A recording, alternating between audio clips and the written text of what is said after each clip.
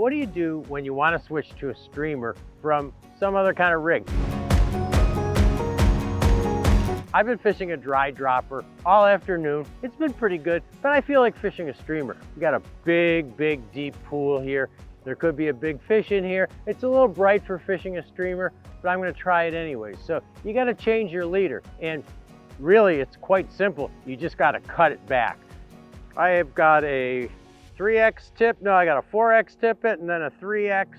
I've got some knots in here, but I'm gonna go back up onto my leader until I get to the point where it's about 2X or 1X. That's typically the kind of tippet you wanna use for streamer.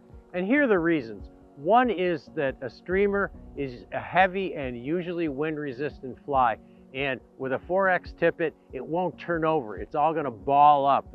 The 4X tip material isn't stiff enough to drive that streamer out there. The other reason, maybe more important, is that if I try to tie a 4X tippet to a size 6 streamer, that knot is not gonna hold. It's gonna break.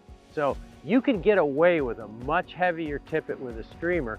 So you need to come back to your leader, and the first thing you wanna do is just get to the point where you think your leader is about 2X, and you cut everything off.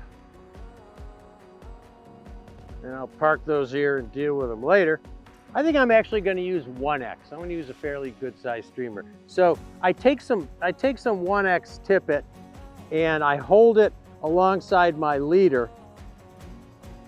And if the end of my knotless leader looks like it's about 1X, then I can just tie my streamer right onto this heavier piece of tippet. If it looks a little thinner or a little thicker, then you can tie a new 1X tippet on if you want. But basically, if you have a knotless tapered leader, you just want to cut it back. And of course, if you go back to a dry dropper, you're going to have to put a couple other sections in there to get down to your 4X or 5X tippet, but you worry about that later. So you got to cut your leader back. Another reason is it's very windy today, as you can probably tell, and you want to have a short, stiff leader in the wind. You're going to be able to control it much better. You know, we knew this fish was there. We caught the smaller one of the pair. We motored back up, put on a bigger fly, and I threw it back to him, and he came at it again and finally ate it. So, yeah, it was pretty cool.